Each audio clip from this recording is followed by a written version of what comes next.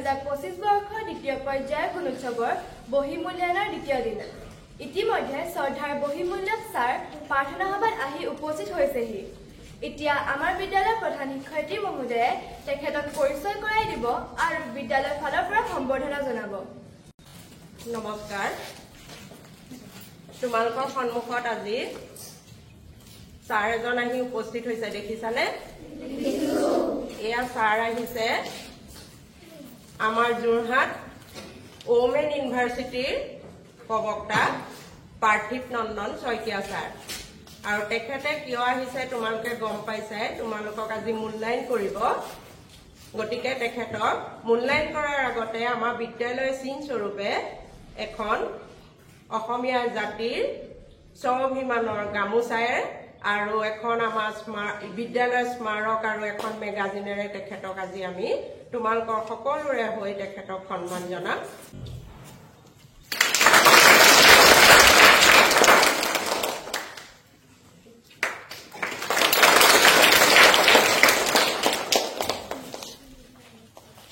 এতিয়া প্ৰধান শিক্ষয়িত্ৰী মহোদয়াক ছাত্ৰীসকলক উদ্দেশ্যি শুভেচ্ছা বাৰ্তা প্ৰদান কৰিবলৈ সশ্ৰদ্ধ অনুৰোধ জনালো ধন্যবাদ মুস্কান পোনপ্ৰথমে আজি বিশেষ প্ৰাৰ্থনা সভাত উপস্থিত থকা অসম চৰকাৰৰ দ্বাৰা নিয়োজিত পাৰ্থিৱ নন্দন ছাৰ দাতা পৰিয়ালৰ সদস্য বিদ্যালয় উন্নয়ন আৰু পৰিচালনা সমিতিৰ উপসভানেত্ৰী মহোদয়াৰ লগতে সদস্যবৃন্দ মাতৃগোটৰ সদস্যবৃন্দ প্ৰাক্তন শিক্ষয়িত্ৰী আৰু প্ৰাক্তন ছাত্ৰীবৃন্দ সকলোলৈকে বিদ্যালয়ৰ তৰফৰ পৰা আন্তৰিক অভিনন্দন আৰু শুভেচ্ছা জনাইছো ছাত্ৰ ছাত্ৰীসকল আজি আমাৰ অতি আনন্দ তথা শুভ দিন অসম চৰকাৰে তোমালোকৰ শিক্ষা ব্যৱস্থাৰ উন্নতিৰ কাৰণে অহৰহ প্ৰচেষ্টা চলাই আহিছে আৰু সেই প্ৰচেষ্টাৰ ফলতে তোমালোকে প্ৰতি বছৰে বিনামূলীয়াকৈ কিতাপ পোৱা আৰু বিনামূলীয়াকৈ ইউনিফৰ্ম পাইছা আৰু যাৱতীয় বহুতো বস্তু তোমালোকে বিনামূলীয়াকৈ পাই আহিছা নাই গতিকে তোমালোকে চৰকাৰে এই বস্তু সামগ্ৰী দিয়াৰ মূলতে হৈছে তোমালোকে যাতে গুণগত শিক্ষা লাভ কৰিব পাৰা আৰু তোমালোকে গুণগত শিক্ষা লাভ কৰিছা নকৰিছা তাক মূল্যায়ন কৰিবৰ কাৰণে 4 বছৰমানৰ আগৰ পৰাই গুণোৎসৱ নামৰ এক অভিযান আৰম্ভ কৰি আহিছে এই বছৰো আমাৰ যোৰহাট জিলাত আৰম্ভ হৈছে আমাৰ বিদ্যালয়টো আজি শুভাৰম্ভ হৈছে তোমালোকৰ শৈক্ষিক মূল্যায়ন কৰিবৰ কাৰণে ইতিমধ্যে মই চিনাকি কৰি দিয়া ছাৰক আমাৰ বিদ্যালয়ৰ তৰফৰ পৰা উষ্ম আদৰণি জনাইছো আৰু লগতে শুভকামনা জনাইছো যাতে আমাৰ বিদ্যালয়ৰ যি সুনাম আৰু গৌৰৱ আছে সেই সুনাম আৰু গৌৰৱ যাতে তেখেতৰ মূল্যায়নত আমি কিছু পৰিমাণে হলেও দেখিবলৈ পাওঁ তাৰ বাবে তেখেতক আমি অনুৰোধ জনাইছো ছাত্ৰ ছাত্ৰীসকল আমি গোটেই বছৰ কিহৰ কাৰণে চেষ্টা কৰি আছো গুণোৎসৱৰ কাৰণে চেষ্টা চলাই আহি আছো আৰু আজি তাৰ কি পাইছোহি চূড়ান্ত পৰ্যায়ত উপনীত হৈছোহি গতিকে তোমালোকক আমাৰ বিদ্যালয়ৰ ছাৰ বাইদেউসকলে কি শিক্ষা প্ৰদান কৰিছে সেই শিক্ষাৰ মূল্যায়ন কৰিবৰ কাৰণে এই ছাৰ আহি উপস্থিত হৈছে গতিকে ছাৰৰ আগত তোমালোকে আমাৰ শিক্ষা ব্যৱস্থাটো এনেদৰে উপস্থাপন কৰা যাতে ছাৰ তোমালোকৰ সেই উপস্থাপনত সন্তুষ্ট হয় আৰু তোমালোকক ছাৰে যেনেদৰে আদেশ দিয়ে তেনেদৰে তেখেতৰ আদেশ তোমালোকে পালন কৰি যাবা বুলি মোৰ তোমালোকলৈও অনুৰোধ থাকিল লগতে তেখেতলৈও আমাৰ বিদ্যালয়ৰ তৰফৰ পৰা এক বিনম্ৰ অনুৰোধ জনাইছো তেখেতক এইখিনিতে অৱগত কৰাইছো যে আমাৰ যদি কিবা দুখ ত্ৰুটি হৈ যায় সেই দুখ ত্ৰুটি তেখেতে মাৰ্জনা কৰি আমাৰ বিদ্যালয়ৰ উন্নতিৰ কাৰণে যি দিহা পৰামৰ্শ আছে সেইখিনি আমাক দি হৈ যায় আৰু লগতে তেখেতক অৱগত কৰাইছো আমাৰ বিদ্যালয়খনে ইতিমধ্যে কেন্দ্ৰীয় 7 কোটি টকা অনুদান লাভ কৰি আদৰ্শ বিদ্যালয় নিৰ্মাণৰ কাৰণে 30 নৱেম্বৰৰ পৰা বিদ্যালয় ভঙা কাম আৰম্ভ কৰিছে। গতিকে আমি খুব কম সময়ৰ ভিতৰতে ছাত্ৰ ছাত্ৰী আৰু শিক্ষয়িত্ৰীসকলৰ সহায়ত এটা বিদ্যালয় পাঠদান কৰিবৰ পৰা পৰিৱেশ গঢ়ি তুলিছো। গতিকে তেখেতে যি দিশত মূল্যায়ন কৰিবলৈ আহিছে হয়তো তেওঁ বিচৰাৰ দৰে হয়তো নেপাবও পাৰে, কিন্তু এইখিনিতে তেওঁক অৱগত কৰাব বিচাৰিছো যাতে তেখেতে যিমান বিচাৰে সিমান নেপালেও যিখিনি পায় তাতেই তেওঁ সন্তুষ্ট হৈ আমাক প্ৰাপ্যৰ পৰা যাতে বঞ্চিত নকৰে তাৰ বাবেও আমি তেখেতলৈ অনুৰোধ জনালো। সদৌ শেষত আজি বিশেষ প্ৰাৰ্থনা সভাত সকলো সদস্যই থাকি আমাৰ প্ৰাৰ্থনা সভাৰ যি কৌষ্ঠৱ বৃদ্ধি কৰিলে তাৰ বাবে সকলোলৈকে মই ধন্যবাদ জ্ঞাপন কৰি মোৰ আজি চমু বক্তব্য ইমানতে সামৰণি মাৰিলো। ধন্যবাদ। আজি 1946 চনৰ মাঘ মাহৰ 7 তাৰিখ আৰু 2025 বৰ্ষৰ জানুৱাৰী মাহৰ 21 তাৰিখ মঙলবাৰ।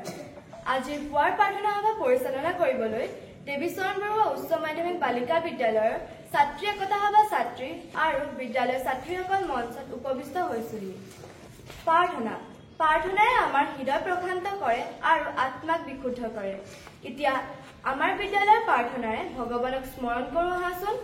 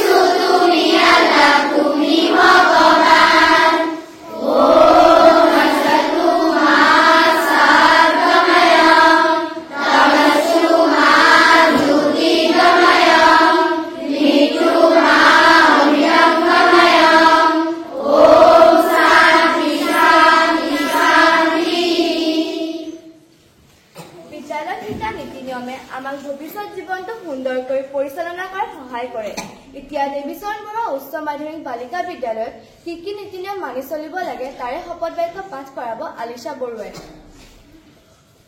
নমস্কাৰ। আমি সদায় পৰিষ্কাৰ পৰিচ্ছন্ন হৈ শুদ্ধ মনেৰে বিদ্যালয়লৈ আহিম। বিদ্যালয়ৰ নীতি নিৰ্দেশনা মানি চলি জ্যেষ্ঠজনক সন্মান আৰু কনিষ্ঠজনক মৰম কৰি সমাজখনৰ দেশৰ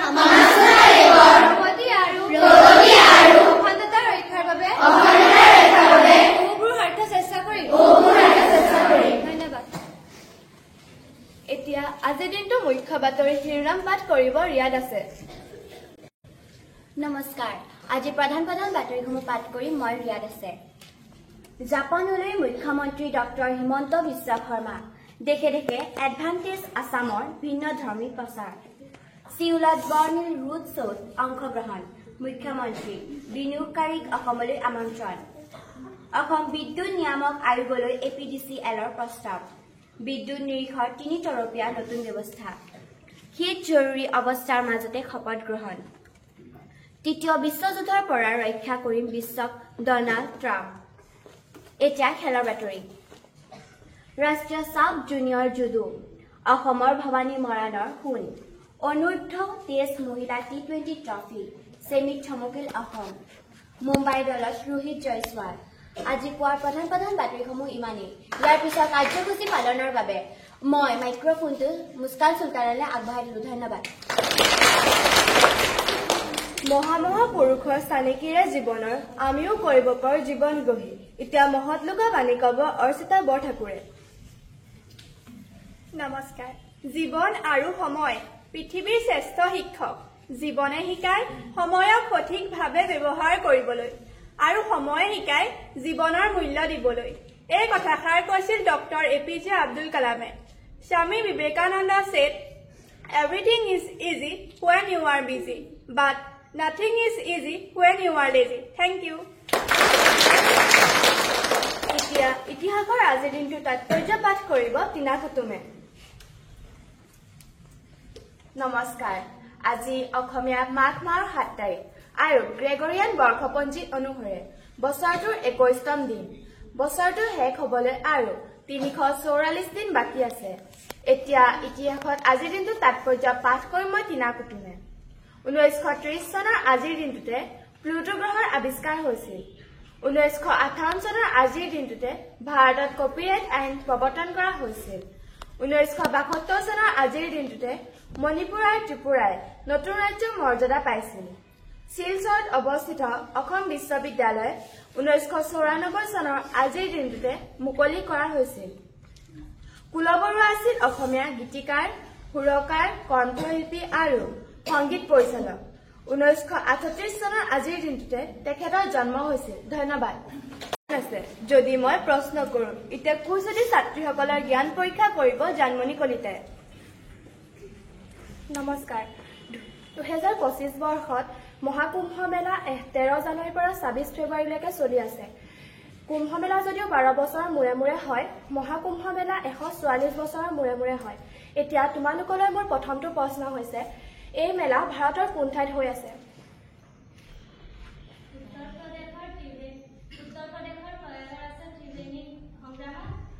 শুদ্ধ উত্তৰ।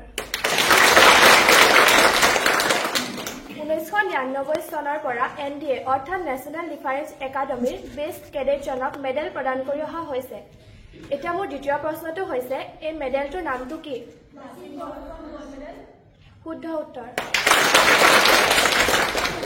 তোমালোকলৈ এতিয়া মোৰ তৃতীয় প্ৰশ্নটো হৈছে, what is the full form of CNG?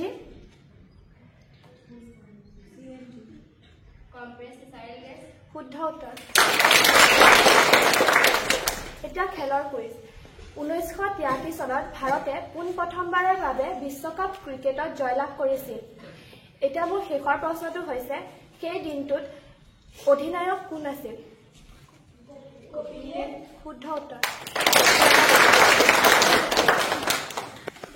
হিয়াৰ আৱেগৰ ছন্দোবদ্ধ প্ৰকাশে হৈছে কবিতা। এতিয়া এটি কবিতা আবৃত্তি কৰিব প্ৰিয়ংকা বৰাই। নমস্কাৰ। কবিতাৰ শিৰোনাম গছ ভাল পোৱাৰ ককাৰ খং। ভাল পালো ৰঘুনাথ, তুমি মোক পুতেৰাৰ বিয়ালৈ মাতিলা। পিছে ৰভাখন দিবলৈকে আমলখি গছজোপা কিয়নো কাটিলা? আলহী অতিথি যাব, ৰভা নাইকিয়া হব, বোৱাৰীয়ে ঘৰখন দিবহি পুৰাই। পিছে কোৱাচোন ৰঘুনাথ, আমলখি গছজোপা সহজতে পাবানে ঘূৰাই? দৰাটিক মাতাচোন, এজুলুকা আশীৰ্বাদ দিওঁ আৰু যাওঁ। গছজোপা কটাৰ বাবে ৰুচি ভাজি ৰসগোল্লা একোকে নেখাওঁ। কবি ডক্টৰ ভৱেন্দ্ৰনাথ শইকীয়া। ধন্যবাদ। এতিয়া বক্তৃতা প্ৰদান কৰিব কাকলি তালুকদাৰে। নমস্কাৰ। আজি মই ক'বলৈ ওলোৱা বিষয়টো হৈছে ধ্ৰুপদী ভাষা। মানুহে উচ্চাৰণ কৰা অৰ্থবহ বহুজনৰ বোধগম্য হোৱা ধ্বনিৰ সমষ্টিয়েই হৈছে ভাষা। বিভিন্ন ভৌগোলিক আৰ্থ-সামাজিক তথা ৰাজনৈতিক কাৰকো এই বিৱৰ্তন প্ৰক্ৰিয়াৰ অন্যতম উপাদান। ইতিহাসৰ পাতত আমি দেখিবলৈ পাওঁ ভাষাই হৈছে বহু ক্ষেত্ৰত জাতি গঠন প্ৰক্ৰিয়া এটাৰো মূল চালিকা শক্তি। কোনো ভাষাৰ মৃত্যু মানে এটা জাতি, এটা সভ্যতা, এটা স্বকীয় পৰিচয়ৰ মৃত্যু। এইখিনিতে আমাৰ সকলোৰে মনত প্ৰশ্ন উদয় হৈছে যে ধ্ৰুপদী ভাষা মানেনো কি? অসমীয়া ভাষাত ধ্ৰুপদী শব্দৰ অৰ্থ হৈছে উচ্চ বা শাস্ত্ৰীয়, অৰ্থাৎ যিবোৰ ভাষা উচ্চ পৰ্যায়ৰ আৰু প্ৰাচীন কালৰে পৰা প্ৰচলিত ভাষাৰূপ আৰু সাহিত্যৰ প্ৰমাণ থাকে তেনে ভাষাকে ধ্ৰুপদী ভাষা বুলি কোৱা হয়। আৰু তেনেবোৰ ভাষাকেই ধ্ৰুপদী ভাষাৰ স্বীকৃতি প্ৰদান কৰা হয়। বৰ্তমানলৈকে ধ্ৰুপদী ভাষাৰ স্বীকৃতি লাভ কৰা ভাষাসমূহ হ'ল চুমেৰীয় ধ্ৰুপদী, প্ৰাচীন ইজিপ্তীয়, বৈদিক সংস্কৃত, তামিল, তেলেগু, মালায়ালম আদি। উল্লেখযোগ্য যে ৩ অক্টোবৰ ২০২৪ তাৰিখে অসমীয়া ভাষাকো ধ্ৰুপদী ভাষাৰ মৰ্যাদা প্ৰদান কৰা হয়। অসমীয়া ভাষাৰ লগতে সেই দিনটোতেই পালি, মাৰাঠী, প্ৰাকৃত আৰু বাংলা ভাষাকো এই মৰ্যাদা প্ৰদান কৰে। অসমীয়া ভাষাক ইমান উচ্চ পৰ্যায়লৈ নিয়াটো সহজ নাছিল। এয়া আমাৰ মাননীয় মুখ্যমন্ত্ৰী ডক্টৰ হিমন্ত বিশ্ব শৰ্মা ডাঙৰীয়া আৰু সেই সময়ৰ অসম সাহিত্য সভাৰ সভাপতি কুলধৰ শইকীয়াদেৱে লোৱা উচিত পদক্ষেপ আৰু অশেষ কষ্টৰ ফল। তেখেতসকলৰ বলিষ্ঠ চেষ্টাই অসমীয়া ভাষাক ৰাষ্ট্ৰীয় প্ৰেক্ষাপটত এক মৰ্যাদাপূৰ্ণ স্থানত অধিষ্ঠিত কৰিলে। অসমীয়া ভাষাই ধ্ৰুপদী ভাষাৰ মৰ্যাদা পোৱাৰ পাছত মাননীয় প্ৰধানমন্ত্ৰী নৰেন্দ্ৰ মোদী ডাঙৰীয়াই কৈছিল, কেন্দ্ৰীয় মন্ত্ৰীসভাৰ অনুমোদন পোৱাৰ পিছত অসমীয়াই এতিয়া ধ্ৰুপদী ভাষাৰ মৰ্যাদা লাভ কৰাত মই অতিশয় আনন্দিত হৈছোঁ। অসমীয়া সংস্কৃতিয়ে যুগ যুগ ধৰি উজলি উঠিছে আৰু আমাক এক চহকী সাহিত্যিক পৰম্পৰা প্ৰদান কৰিছে। আগন্তুক সময়ত এই ভাষা আৰু অধিক জনপ্ৰিয় হৈ পৰক। সকলোকে মই অভিনন্দন জনালোঁ। মই আমাৰ ভাষাটোক লৈ বহুত গৌৰৱ অনুভৱ কৰোঁ আৰু অসমবাসীয়ে কৰাটো উচিত। ধন্যবাদ। স্বাস্থ্য হৈছে আমাৰ পৰম সম্পদ। এতিয়া স্বাস্থ্য ভালে ৰাখিবলৈ অলপ সময় ব্যায়াম কৰোঁ আহাচোন।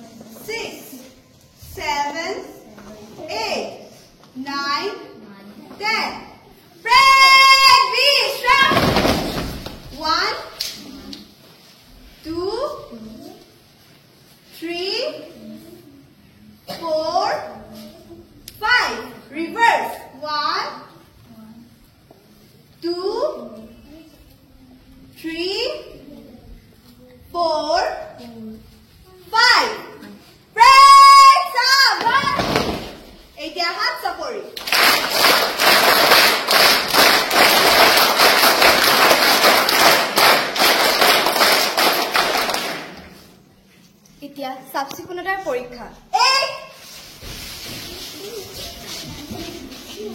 ঠিকে আছে নে তোমালোকৰ চবৰে ন?